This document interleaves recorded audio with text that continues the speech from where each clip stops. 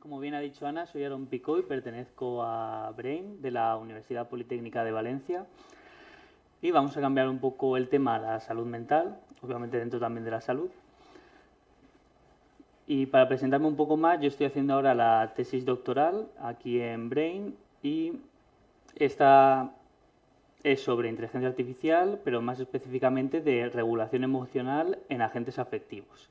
Eso es con lo que se relaciona en salud mental porque ahora estamos aplicándola a estos temas, tanto de ayudar a usuarios como al propio terapeuta, que es de lo que va la charla de hoy.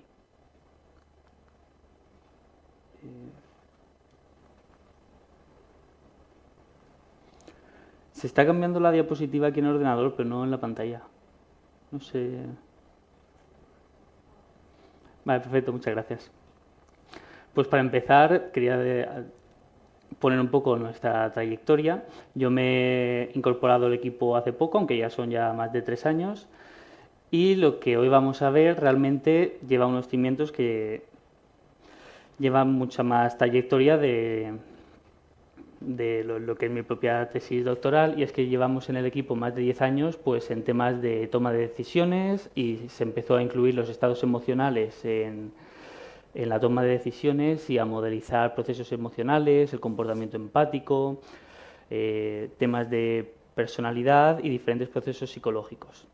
Y hago la distinción aquí a más de 3 años porque es cuando yo me incluía al equipo y porque también hemos empezado a tener un enfoque un poquito más práctico en cuanto a llevar todo esto a la salud mental. Ya con reminiscencia de regulación emocional, como decía antes, de distorsiones cognitivas y eso, la asistencia a la terapia. Quería empezar también la charla explicando el escenario actual. Estos son datos recogidos de los informes de la OMS, y es que los trastornos mentales representan el 12,5% de todos los problemas de salud mental. Estos son 450 millones de personas en todo el mundo que se ven afectadas por un problema de salud mental que dificulta su vida. Y si lo llevamos al caso de España y a la juventud, pues se trata de más o menos la mitad de los jóvenes españoles entre 15 y 29 años que creen haber sufrido algún problema de salud mental a lo largo de su vida. Este escenario se ve obstaculizado por diferentes temas. El mayor es el del acceso limitado a los servicios de salud mental y algunos de estigma social. Sí que es verdad que la concienciación en estos temas es necesaria, sobre todo por lo del estigma, pero hay una sobrecarga de los profesionales que lleva a este acceso limitado, tanto en los servicios públicos como pueden ser los servicios privados, porque también estén sobrecargados por el coste de la terapia que no pueden asumir mucha de la población. Entonces, ¿cómo podemos ayudar desde la tecnología, desde la inteligencia artificial al campo de la salud mental? Pues podemos tener herramientas dirigidas a los pacientes, como pueden ser apps o chatbots terapéuticos. También aquí quiero mencionar que primeramente nuestro enfoque fue más dirigido a esto, más a los chatbots terapéuticos, que no tienen por qué ser un reemplazo de la terapia ni del psicólogo. Pueden ser también un complemento para hacer una práctica clínica mucho más continua, ya no solo en las sesiones que tienes con el psicólogo, sino también es algo que te llevas a tu casa, que te puede ayudar en las tareas, que puede estar recogiendo datos, un poco de monitorización, que crea informes para que después tu psicólogo pues, pueda tener una evaluación con mucha más información y tomar así mejores decisiones. Pero ahora últimamente lo hemos centrado mucho más en las herramientas que son dirigidas a los terapeutas, nos ha parecido más importante en el momento actual, y herramientas que puedan ayudar a los terapeutas pues pueden ser con análisis de las sesiones y generación de documentación, de manera que potenciemos el análisis que puede hacer el psicólogo del caso, porque en una sesión de terapia se dice muchas cosas, hay mucha información, pues podemos estar intentando coger esta información y utilizarla. Y después la generación de documentación a los psicólogos pues les lleva mucho de su tiempo, ya no solo el estar enfocado en el paciente, sino el después. Para poder tener un seguimiento y una evaluación pues tienen que hacer notas clínicas, resúmenes, pues en todo esto también podríamos ayudar. Esto daría beneficios pues de lo que estaba hablando de potenciar el análisis clínico, sería un apoyo en el seguimiento y la evaluación. El terapeuta podría delegar partes de lo que hace ahora como esta carga administrativa y así reducirla y también reducir costes de esta manera. Pero la inteligencia artificial pues no es una varita mágica. Aquí ya se han mencionado los LLMs. Los LLMs son los modelos grandes de lenguaje que están detrás de los chatbots que ya casi todo el mundo conocemos como ChatGPT y Gemini, y que tienen grandes ventajas, que es la gran capacidad que tienen para comprender el lenguaje natural y para generarlo. Son muy flexibles, son muy contextuales y se pueden utilizar en muchos campos, pero tienen desventajas que no podemos obviar, y menos en un campo como es este. ¿Por qué? Porque pueden presentar alucinaciones, imprecisiones y sesgos. Es verdad que esto quizá se irá mejorando con el tiempo, ya lo está haciendo, pero es eso, este es un campo en el que hace falta mucho control, y ahora mismo esto ya puede ser un problema, pero también la falta de control en la respuesta. Podemos poner un modelo que pueda hablar con un paciente, pero no estamos teniendo el control de qué va a decir ese modelo. Esa falta de control es lo que tendríamos que solucionar. Además, otra cosa que tenemos es que hay estudios que analizan el comportamiento de los LLMs en estos campos y se parecen más a las sesiones de baja calidad, sesiones de terapia de baja calidad, que a las de alta calidad. Y como decía, pues en terapia todo lo que se utilice pues debe ser exhaustivamente evaluado para garantizar el bienestar. Por ello, esto no significa que no se puedan utilizar, todo lo contrario, es una gran ventaja, pero necesitamos ese control. Y ese control viene de no utilizar el LLM, estos modelos generativos, la IA generativa, simplemente. No es el usuario hablando con esta IA generativa, sino que lo que necesitamos es hacer agentes. De manera que el usuario ya no está a solas con este modelo, sino que tenemos un agente que es un ente que ya tenemos una lógica que le ponemos, pueden tener un planificador, pueden tener clasificadores.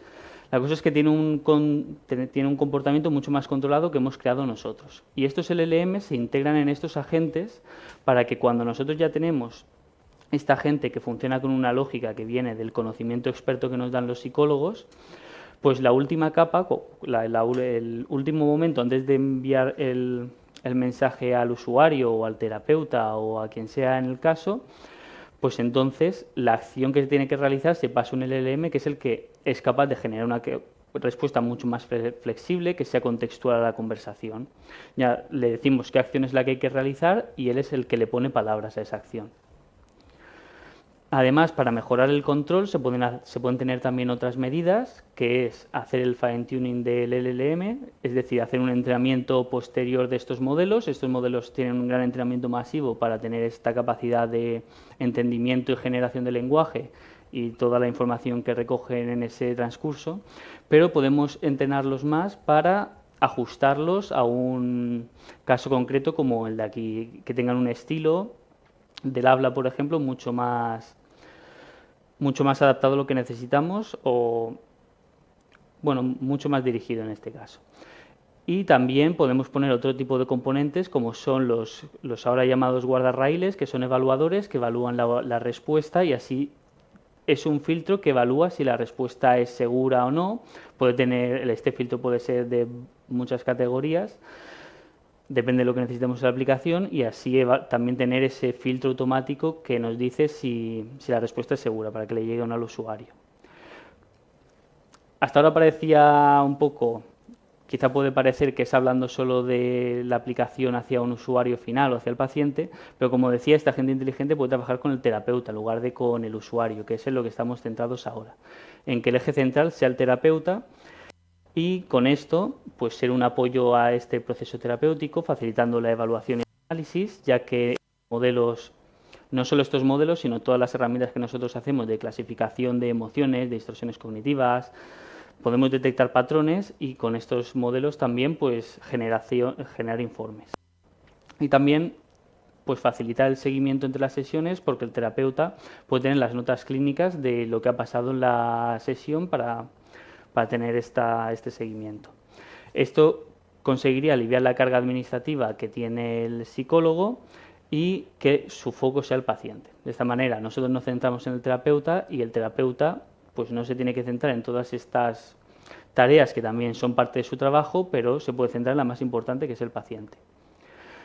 Claro, esto es el qué se puede conseguir, pero ¿cómo lo conseguimos? Pues aquí ya vienen un poco los trabajos que hemos realizado en la investigación.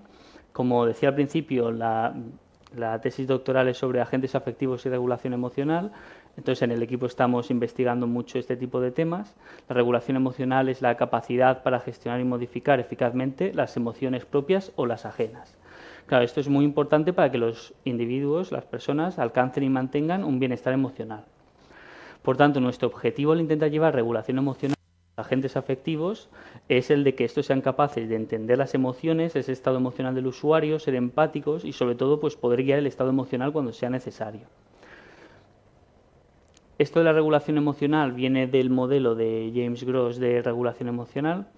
Bueno, no es que venga de él, sino que nosotros utilizamos este modelo más formal en el que la regulación emocional se ve como un proceso de generación de emociones que pasa por 4 etapas: situación, atención, evaluación y la respuesta. Y la regulación emocional viene dada por diferentes estrategias que se aplican en los diferentes momentos de este proceso de la generación de emociones. Entonces hay diferentes estrategias que se aplican y que cambiarán la respuesta final, pero cada una enfocada en una de esas etapas. Por ejemplo, el cambio cognitivo sería modificar la evaluación individual de la situación. Por ejemplo, una acción muy estudiada de esta es el reappraisal, la reevaluación, que es sobre una situación que ya se ha dado, unos hechos, pues la persona puede tener una interpretación negativa o una interpretación centrándose en ciertas cosas. La reevaluación sería intentar darle un enfoque más positivo, por ejemplo.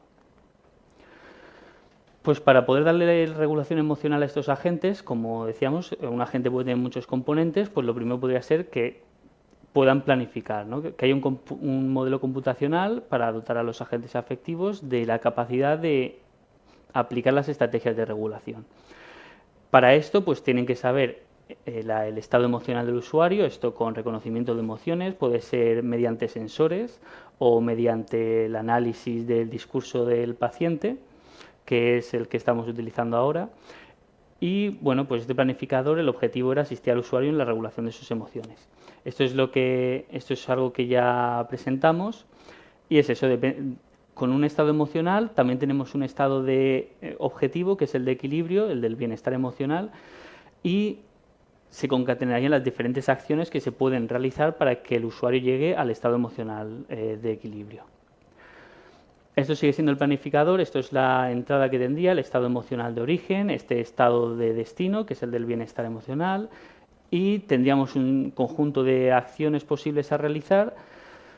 También otra de las cosas que le damos, porque es muy importante, porque podemos saber el estado emocional, pero cómo va a afectar una acción va a depender mucho de cómo es la persona, de sus características. Pues para eso se personaliza con los rasgos de la personalidad. Esa es una primera personalización que se realiza, porque hay estudios que demuestran que si bien no es que funcionen mejor o peor, que también pueden hacerlo, las personas se sienten más atraídas o suelen realizar unas estrategias u otras para regularse. Entonces, con los rasgos de personalidad tenemos esta primera personalización y además podemos ir haciendo un aprendizaje. Conforme el usuario utiliza la herramienta, vamos sabiendo cómo ha influido cada tipo de estrategia y así aprendiendo qué estrategia realizar con este paciente en concreto. Y la salida pues sería una sugerencia, la siguiente acción a realizar. Claro, pero como decía, el estado emocional es verdad que nos marca el origen y el destino al que queremos ir y los rasgos de personalidad nos ayudan, pero encontramos que aún necesitábamos un poquito más, porque es verdad que en una sesión de terapia pues cada caso es muy específico de lo que está pasando ahora. El contexto es muy importante. Entonces, el estado emocional no es solo una parte de la ecuación, es una parte de la ecuación, pero solo una parte. Además, pues el estado emocional muchas veces es el resultado y puede tener múltiples causas. Y por tanto, pues es muy importante entender el origen que está originando esta emoción y factores clave a considerar que nosotros hemos analizado son el pensamiento y las creencias, muy claves, que además en el modelo de regulación emocional de Gross está puesto como ya la última parte antes de la respuesta emocional. Pues esto es muy importante y también el contexto en el que se está dando, además de los rasgos de personalidad que ya los teníamos incluidos. Entonces, para poder ayudar, lo que estamos haciendo ahora es incluir este proceso más cognitivo dentro del modelo, de la planificación. Para eso hemos buscado un problema específico de la terapia, que son las distorsiones cognitivas. Una distorsión cognitiva es un patrón sistemático de pensamiento sesgado que nos lleva a interpretar la realidad de una manera errónea. Y esto contribuye a tener un estado emocional negativo o tener conductas desadaptativas. Hay muchos tipos de distorsiones, como el pensamiento de todo o nada o pensamiento dicotómico, sobregeneralizar, el filtro mental. Pues en terapia, sobre todo inspirado en la terapia cognitivo-conductual, una parte muy importante es reconocer estas distorsiones para poder resolverlas. Es decir, se detectan y se reconocen en el paciente y entonces se promueve su reestructuración para cambiarlas por pensamientos más alineados con la realidad y que no tengan o conductas desadaptativas o estén creando este malestar emocional. Entonces, con esto ya tendríamos mucho más que le estamos dando a nuestro modelo, ya sería el estado emocional, las distorsiones cognitivas, que para esto hemos estado implementando, hemos estado entrenando clasificadores de distorsiones para poder encontrar estas distorsiones en los discursos de los pacientes. Tenemos la información contextual, porque si lo llevamos a la terapia, pues estamos analizando lo que es una sesión que se está teniendo el paciente con su psicólogo. Entonces ahí tenemos mucha información contextual y podemos tener también la personalidad. Con todo esto tendríamos ya la acción sugerida que decíamos antes que podíamos tener, pero ahora está es mucho más específica, mucho más adaptada a lo que se necesita en ese momento, porque ya no es solo cómo la acción va a cambiar el estado emocional, sino que va a la causa. Y con esto, en terapia, además, como estamos analizando podemos analizar la sesión. Entonces, lo que queremos es que el terapeuta se pueda estar centrando en el paciente. Entonces, estamos desarrollando una herramienta que lo que hace sería estar en segundo plano para poder estar transcribiendo la sesión. En esta sesión, como decía, tenemos clasificadores que van detectando las diferentes distorsiones cognitivas, las emociones, los temas de los que se está hablando, y tenemos una transcripción de la sesión, pero que no es solo el texto, es una información muy enriquecida con todo lo que conseguimos detectar y que lo tenemos ahí. Y entonces con esto lo que podemos hacer es informes en los que es una mezcla entre el análisis de datos y después utilizar modelos grandes de lenguaje para poder encontrar correlaciones y detección de patrones. Todo esto, que además se me ha olvidado decirlo, pero estamos colaborando con psicólogos para ello, pues lo conseguimos detectar de manera correcta y hacer estos informes que son de ayuda para que el psicólogo pueda tomar las decisiones adecuadas y pueda tener este seguimiento también, como decía al principio, por esto último que aparece, que es la documentación y seguimiento. Ya no es solo la información de cómo han sido las distorsiones, las emociones, cómo se correlacionaban unas con otras, sino que también podemos hacer las notas clínicas, que serían como este resumen que los psicólogos realizan para poder tener ese seguimiento, para poder recordar qué es lo que pasó, todo lo que es importante. Pues en nuestra herramienta, como lo estamos llevando, no es solo hacer un resumen, sino que se ha hecho con una información muy enriquecida con todo lo anterior. Y todo esto nos lleva a poder tener una potenciación del análisis clínico. Ya no es solo el terapeuta el que tiene que estar en la sesión. Por un lado, lo liberamos de tener que estar tomando notas, tomando apuntes, pero además todo esto que tiene, después podría revisar la transcripción si lo necesita, pero tiene estas notas clínicas, estos informes que lo ayudan a poder detectar patrones que quizá él no ha visto en un primer momento o a ayudarle a confirmarlo, y así tiene este apoyo en el seguimiento y reduce la carga de trabajo. Todo esto, además, teniendo en cuenta cosas muy importantes, que son que en terapia todo es privado, eso es información muy sensible, entonces todo tiene que dar privado y seguro. Todo lo que estamos haciendo nosotros funciona con modelos que se ejecutan en local, es decir, no lo enviamos a ningún sitio, no está OpenAI ni Google detrás de esto, sino son herramientas que funcionan en la propia máquina que tiene el psicólogo en su consulta, y que el experto siempre está en control. es el terapeuta quien interactúa con el paciente y aunque la herramienta es un apoyo, puede encontrar estos patrones, no llega a hacer un diagnóstico ni tampoco llega a tomar decisiones, ya que él siempre es el terapeuta el que está en medio y el que puede revisar y editar todo. Y esto es en lo que estamos ahora, así que muchas gracias por escucharme y espero que muy pronto podamos tener resultados que enseñar.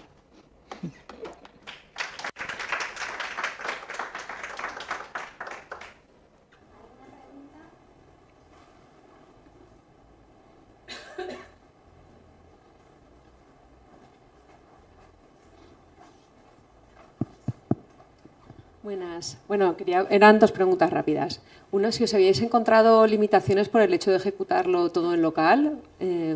Y luego la otra, si os encontrabais también que los pacientes o incluso los terapeutas tenían alguna reticencia, ¿no?, a utilizar los sistemas por no confiar del todo en la parte de privacidad. Pues ambas. Perdón, ¿me puedes decir la primera que se me...? No, como si habéis encontrado limitaciones técnicas por ejecutarlo en local. Sí, los modelos en local sí que es verdad que nos dejan hacerlo todo privado, que nos dejan toda la libertad para que todo esté en nuestra máquina, que tengamos el control, que no haya que enviar datos y tenerlo todo privado. Claro, eso va una pregunta muy con la siguiente, porque es gracias a esto que podemos tener la privacidad que necesita el psicólogo y los pacientes en terapia, pero sí que es verdad que son una limitación en cuanto a que es más complicado trabajar quizá cuando lo estamos desarrollando. Es verdad que al ser más pequeños tienen menos capacidades y hay que hacer las cosas, quizá lo que un chatbot mucho más grande puede realizar de una sola pregunta, hacer muchas cosas. Estos chatbots pequeños, los modelos, los LLMs más pequeños, no es que no puedan realizarlo, sino que hay que estructurarlo todo mucho mejor, mucho más por partes. Porque son capaces de realizar las tareas, pero si las centras mucho, en pasito a pasito, por decirlo de alguna manera. Entonces, estos análisis que nosotros hacemos, por ejemplo, por un lado tiene el análisis de datos de la sesión, pues lo que es programación pura, de encontrar estos patrones y evaluarlos. Claro, una parte muy importante es de analizarlo con el contexto de la sesión.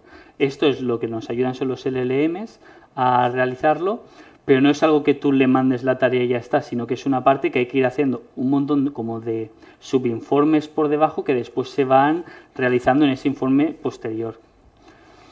Y la reticencia de los pacientes de momento no la sabemos porque el experimento se va a realizar ahora, estamos en ello. Con los psicólogos sí que hemos estado ya colaborando para hacer también los clasificadores de distorsiones cognitivas. Es algo en lo que estamos intentando avanzar porque la clasificación de momento tenía resultados no muy elevados en el estado del arte, entonces estamos intentando empujar por ahí. Parece que todo va bien en eso y que se va a conseguir. Pero Perdón, me he perdido un momento. Sí que estamos con los psicólogos, decía, trabajando en ello. Y al principio sí que es verdad que se notaban mucho más las dudas de todo esto, pero al ponerlo como que es algo que va a funcionar solo en la máquina o en el servidor que ellos tienen en el local, todo desaparece porque no llega a ser muy diferente a lo que ellos hacen. No tiene una transcripción entera de la sesión, que además eso ni siquiera haría falta quedárselo, pero bueno, está ahí la transcripción, sino que ellos van tomando notas, que también es información sensible. Lo que pasa es que ellos la tienen almacenada bajo seguridad. Pues esto sería lo mismo, es información que solo va a tener tu psicólogo y que la tiene ahí. Tú también has firmado un consentimiento que pone el tiempo que puede tenerlo y este tipo de cosas. Muchas gracias. Una pregunta muy rápida. Sí. Vale. Has comentado que analizáis en base a la transcripción las distorsiones cognitivas. Sí. O sea, en esa conversación entre el paciente y el psicólogo. A la hora de hacer la clasificación, ¿os basáis únicamente en los análisis que hacen los psicólogos o tenéis más fuentes? ¿Te refieres a la hora de entrenar los clasificadores? Eso es. Vale, pues lo de entrenar en todo esto que tiene que ver con la salud mental, la verdad es que es muy complicado de tener datos. porque es información muy sensible, información muy personal, que los psicólogos cuando la tienen no la pueden compartir obviamente, y no hay muchas cosas públicas, y también obtener esa información pues llevan muchos permisos y tiene que estar pues el consentimiento informado y todo en orden, obviamente, pues es muy difícil obtener datos. Sí que es verdad que hay datasets que tienen que ver más con foros en internet sobre salud mental, en la que se hacen preguntas pacientes a terapeutas, más en este estilo. Yo lo digo porque un dataset que hemos utilizado es así, y lo que se tiene es de estas preguntas y respuestas que se ha hecho en un sitio público, pues se han etiquetado por especialistas, por psicólogos. Nosotros en esto, buscando mejorar la clasificación, también hemos hecho un dataset nuevo en ello. Aún no está publicado, pero hemos estado anotando también con esta colaboración que tenemos con psicólogos, ha sido también para eso. Tener estos datos con los que pueden tener el clasificador. Así que sí, es de mensajes de pacientes etiquetados por psicólogos, en eso se basa. Vale, gracias.